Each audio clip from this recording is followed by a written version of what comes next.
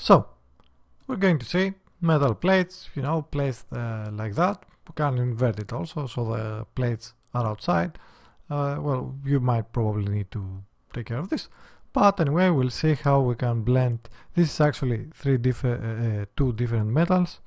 Okay, and we pretty much wanted to do this to play with the roughness, colors, and because we are not doing that much of metals. Okay, and the renders are pretty much the same. Okay, so we get also some nice detail. We also get some bolts that we're going to let the height decide if we want them to be removed or stuff like that. Okay, back to the designer. You can see that this is pretty linear, so I didn't bother making frames and all that.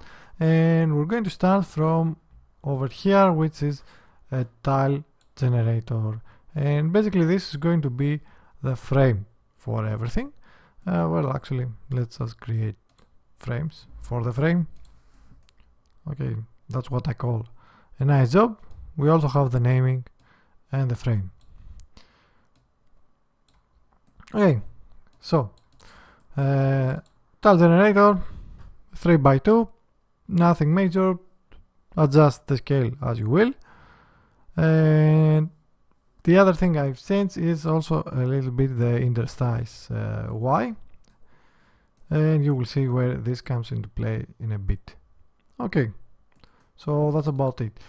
Now after that, I ran it through a blur node so I can get the, you know, different the gradient of the values between the edges and the middle.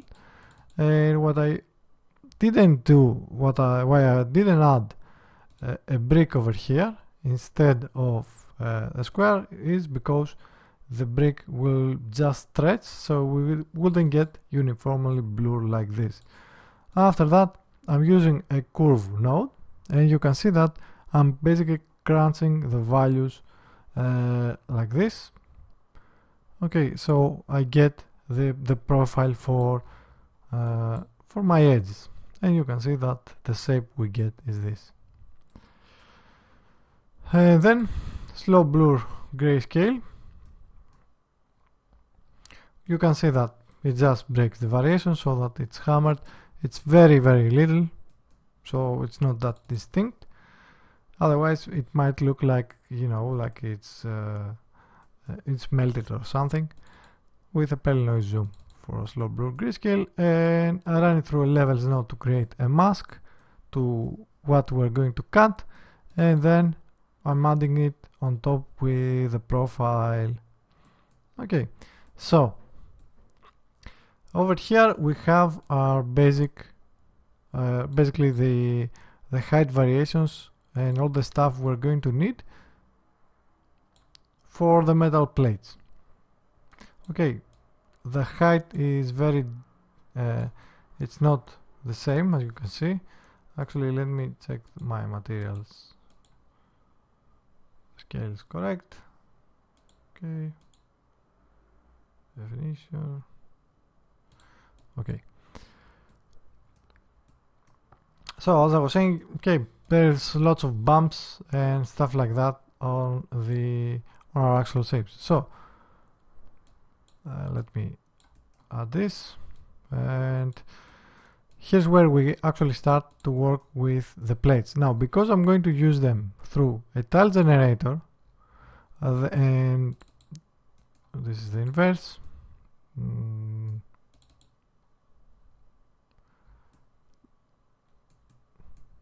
think I missed it. Yeah, here's the tile generator.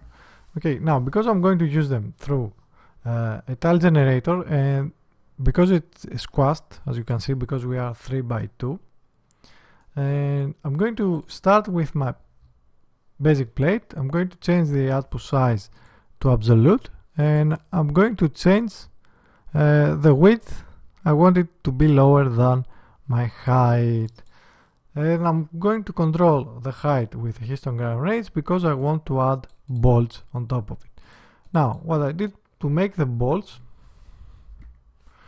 I started with a polygon 1, use the curve to make the profile as a bolt, or something that looks like this. And then I use the transformation 2D, and you will notice that this is kind of a strange shape. And the way I did this is I was basically already have blended them together, and from this node selected, I went over here and then try to eyeball it so that it has a correct shape.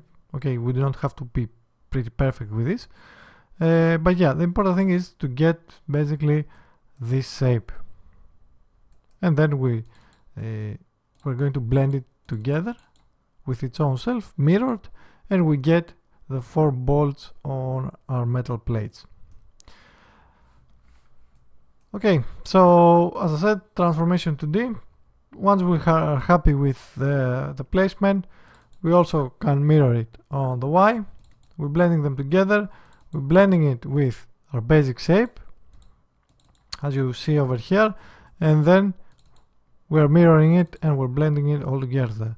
And now we have our tile generator, which is this, and 3x2.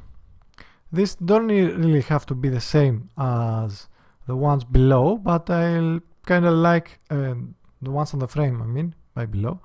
But I kind of like it to be that way. The reference image was something like that, so I went with something like this. And we can see that the change on the lines that will basically cut. Because we're going to cut this way, or the vertical lines, we do not really care that much. The scale 0.99, so we only get a thin line over here. We can of course do more or be more precise. We also have a variation, but it doesn't really does that much. And yeah, the offset also, so that it goes up and down. If you want it to be on the same position, then you can simply make this at 0, and yeah, the bolts might need a little bit of adjustment, but this makes for kind of a boring design, so I'm just going to Ctrl Z backwards. Okay, so we get something more interesting to look at. And after that, we need to make the breakups in the pattern. And what I did is I took a cells 4. You can see that I crunch the distance. I use a warp with a Pelly noise by 10. Then I'm starting to use a non-uniform blur, and you can see that we start get the basic shape. Okay, and anisotropy, I give it intensity, also like this. You can also change the angle. You can give it more blades if you want to. And after that, I took cells 1, a warp node, and because I wanted to have a bit of a spherical design in it, as you can see over here, there's some spherical values, or and then I'm running it through a directional warp. I'm taking this, run it through a directional warp, so we get all the variation and the breakup, so that they are different plates. Now I'm going to take this, invert the grayscale, and through the levels crunch everything, so this probably needs a bit more, maybe like this. And this is what cuts the plates. So from over here, slow blur grayscale, so that we get the the damages on the edges with clouds too, and then blend it again on top of my other shape from the direction warp. Cut my shapes basically. Again, we do not care about the horizontal lines, since there's going to be the frame on top of it. After that, we cut with the frame, or where the frame is going to be placed. We can be a little bit more precise with this, I believe. If we lower this a bit, it's going to be to make like they go underneath the frame, a little bit better. And we have this over here. Again, subtract, simple stuff. And then we're blending them together. If I want my frames to start jumping that much, I can simply, as you can see, if we crunch this up, of course this is a little bit too much,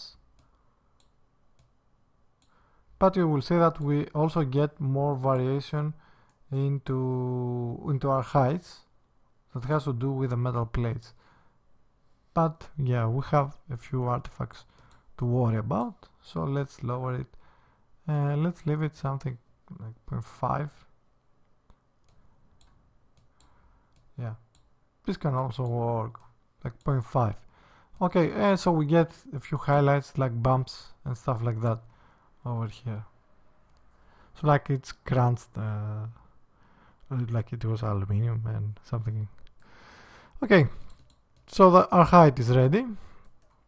We can create our normal map, and from our normal map we're going to create a curvature smooth, ambient occlusion, dirt, and here's what we want to work with now. Now, because these are metals and because we want to have at least some, true to life values, I'm going to utilize a base material, and I want the metal that is going to go on the back. I'm just going to use cobalt. Okay, and what I'm going to do is take this, take the base values, for example the base color, the roughness and the metallic, and I'm going to blend it with a few masks I have from over here. So let's take it from the base color. For example, I get the base color, and before I output it over here, yeah, of course, maybe taking the base color was a bad idea first. Anyway, but before I output it over here is I first, of course, subtract with a mask the color that's going to go on the second metal, and in this case it's the other material, which is nickel, not nickelback. Okay, so we are over here. I get the color, then I want to add dirt on top of the color, so we add this from our dirt node, which the dirt node also has a few edge damages blended together for good measure. Okay, you can, or maybe you can't. Yeah, it's a little bit too subtle, I believe. Yeah, so you can actually do not worry about adding the edge damages, but where they're actually going to show is going to go on the normal map, which we then combine and then we output it into our normal. Okay, and yeah, so we have our dirt. Either you want the edge damage or not, it's up to you, and we add it as a color, and the color we're going to add will be it's going to derive from the base material color you have over here. So the hue saturation will basically lower the lightness of this material, so we get something more, either more dirty or more or a different color. Okay, and with this dirt mask you can see that we also get a few striations that work nice with metal, I believe. And after that I'm basically doing adding a few black and white spots. As you can see, I'm adding it on top of the color so that we have a little bit more variation, and then I'm outputting it on the base color. So what I did, okay, black and white spots, I have a uniform color, I just blend it with the clouds too so that it's not that much uniform, and I'm adding it with copy on top of the base color, and we output it, and it's basically this little spots you see everywhere. Okay, Now, because though we have changed the color, and we also need to change the roughness and stuff like that, and that's happening over here. So let's go back to the base material, and for the roughness I do exactly the same. I just bypass because these two materials, okay, you can see that the roughness is pretty much the same, so I just skip the first part, and I already did with the color, and the metalness also is the same for them. So you know, I just left it. I just use the metalness from the one material. And yeah, for the roughness, again, from our dirt map, since it's grayscale, I just add it with max lighten on top, and controlling if you want it to be totally rough or not shiny, or if you want it to be less than that. Okay, because in most cases the dirt shouldn't be more sunnier than the actual metal, so let's leave it something like this. After that, we're over here, and this one is grease, and just for the roughness, because I think it might look nice on top, I've created a grease with a grease node. Okay, this is one of the default ones. You just take the curvature smooth, oops, play with the levels, although yeah, as you can see I didn't play at all, and then I'm adding it with subtract at this time, so where it falls the material actually, okay, like it's greased or something like that. Of course we do not want that much because it looks like a mirror, like there is oil or something like that, something like this, maybe even less, because we get a few areas down here that I don't particularly like, and yeah, something like that I believe should sell the effect. Nice. Okay, and after that we have also the black spots, or the white spots in this case, so we add them with max lighten, so they have a different roughness value. You can of course go while with this, since it's a whole totally different thing sitting on top of our metal plates. Let's lower this, and yeah, we output the roughness, and the final thing we need to output is of course our metallic, which is pretty much the same, and we can control the dirt on if we want it to be metallic, or let's just not be metallic at all. Okay, so like it's not just sitting as dirt, it might just sit like a different roughness value into your metal, like somebody touched it or there is dirt accumulating, but there is still a metallic value. But of course we probably not want to be entirely metal. Okay, maybe something like this. I think it looks fine. Okay, like this, and then we output it on. We also add the black spots. Of course, this will not be metallic, and then we output our metallic map. Okay, so you can see that this is yeah, this is pretty straightforward.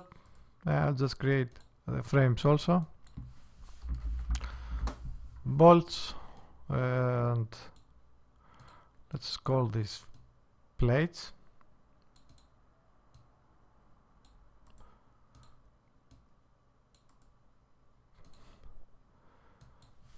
So basically that's it, and you know what to do. Like, subscribe. You can also download the material from my Patreon page, and while you're there, you know, if you feel like it helped you, then by all means feel free to pledge there so I can keep making more.